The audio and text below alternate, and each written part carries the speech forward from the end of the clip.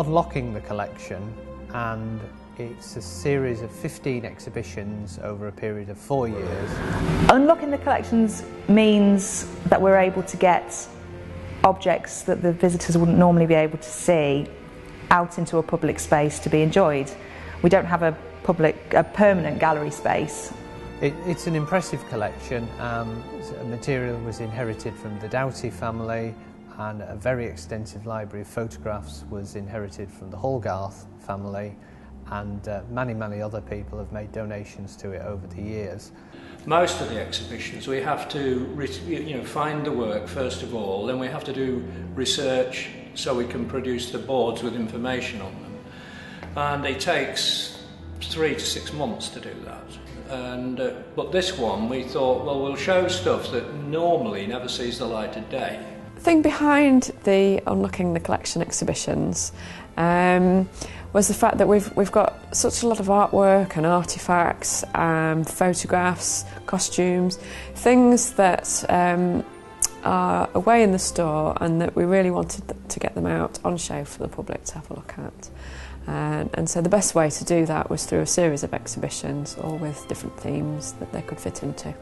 Because of the heritage interest in the collection, the Heritage Lottery funded it, and we have the funding to enable us to do the 15 exhibitions, and each and every exhibition has got an outreach programme going with it so that people can further unlock what's in the collection and learn about it. Well, this is the Unlocking the Collection exhibition number 12, and it's 12 of 15, and this one is called Treasures from the Collection. So that is all what we consider to be the best objects in the collection.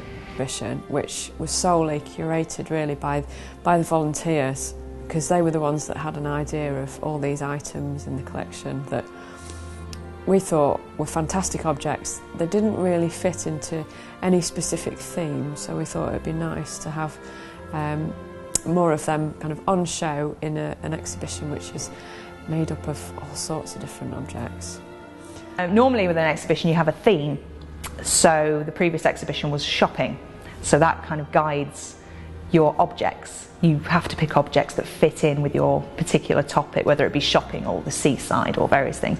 With this one it's fantastic because the theme is, what do you think is worth putting in, basically, for various reasons. So it's given not just me but the other staff and our volunteers the freedom to put objects that we've always really liked but never found an opportunity to put out on display.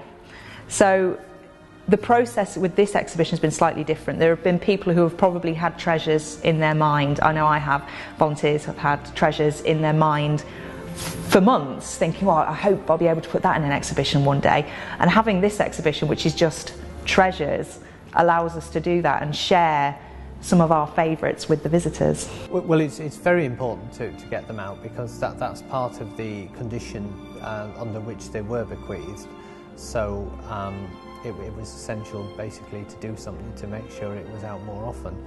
But more important than that, I think the nature of what was bequeathed is of great interest in terms of the local heritage, and local heritage is something that people in this area are very interested in, more so than in other areas where I've lived. I would say there's a very strong interest in local heritage here, and I think the reason is that pretty much everybody who has lived in the area for generations has got some connection with the docks, and therefore on the basis of that there's a tie-in already with that heritage. So there's a strong local interest. So for both those reasons I think it's crucial to make the collections as open and accessible as possible. The public seem to react really well. Because this is a fishing heritage centre, people come here to experience the heritage of the fishing industry, which is fantastic, and obviously it's a massive part of what Grimsby is. But there are a huge amount of other stories that can be told about the history of Grimsby, and this gallery and this Unlocking the Collections programme has given us the opportunity to tell a wide range of stories about the history of Grimsby. So visitors have really enjoyed that. They particularly enjoy things that are within their memory. So the last exhibition we did, which was called The Butcher, the Baker, the Grocer and Draper, which was all about shopping in Grimsby from Victorian period to modern day. A lot of the visitors commented in the book about things that they remembered and how old it made them feel as well, because they remembered things that were in the exhibition. But I mean, sometimes I used to come into the gallery when that exhibition was on, because we had a lot of photographs in it and people would be looking at them, and I love to stand and hear visitors remembering between themselves what they're looking at. So they might remember a shop, and it might kick off a story about something they bought in that shop, or a particularly hilarious moment, or a shopkeeper that they remember. And so it gets the memory going, which is fantastic, and it shows a really nice response.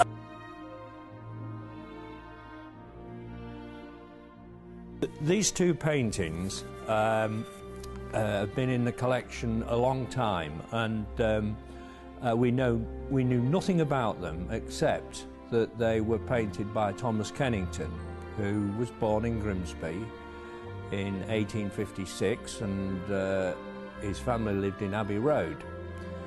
And he went to London and he became a successful painter, showed at the Royal Academy regularly and on the continent.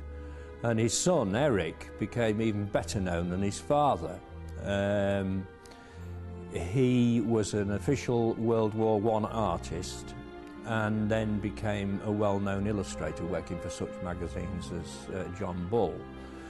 And that's all we knew. We didn't know who these two people were until we had some correspondence from a lady called Cilla Bunn, who lives in Downham Market in Norfolk, and she is Thomas Kennington's great-great-granddaughter.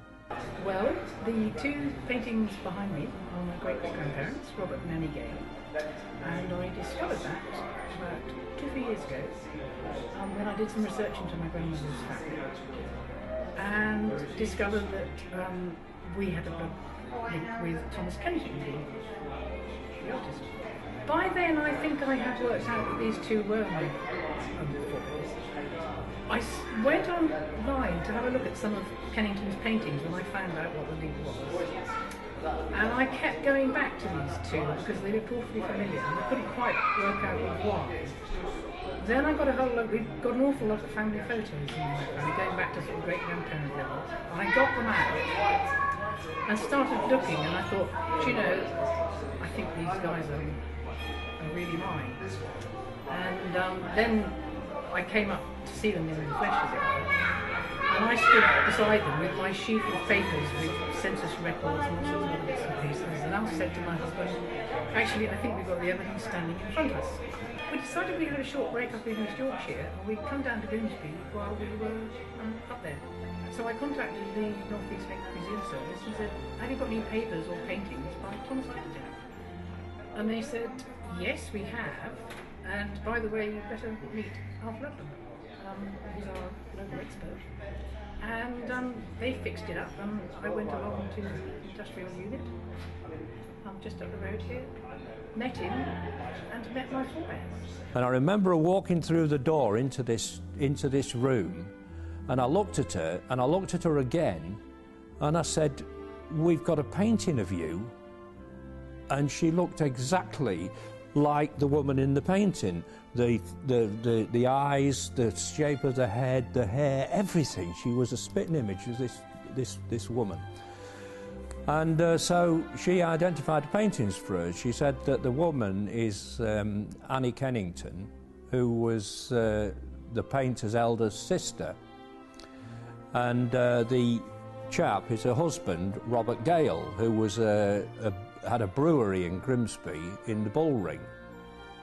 And they married.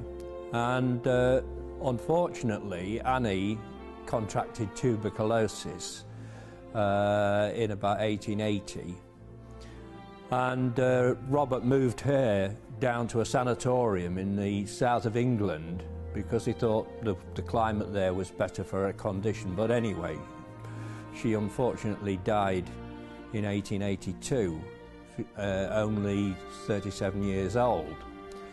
And during the time she was down there, Thomas went down and made these two paintings, and we're pretty sure that he finished the one of Annie after she died. And the reason for that is because of the flowers she's holding in her hand. They're a kind of memorial. And we looked up the significance of the flowers in the Victorian Language of Flowers book.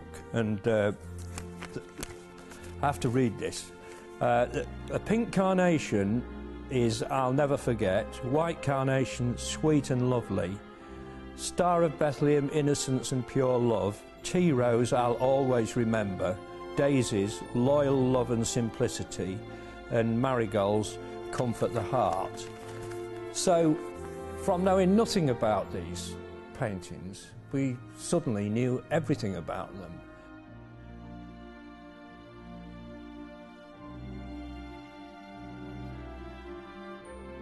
Well, the book is a photo album which was presented to George Doughty in 1893, and it's a thank you to him for a week-long celebration of various festivals and balls and a children's fancy dress party. The children's fancy dress party took place in 1893, and the book contains photographs of all the children and some of the adults that attended that ball, that fancy dress party, and all the outfits that they wore, which are fantastic and very varied and strange.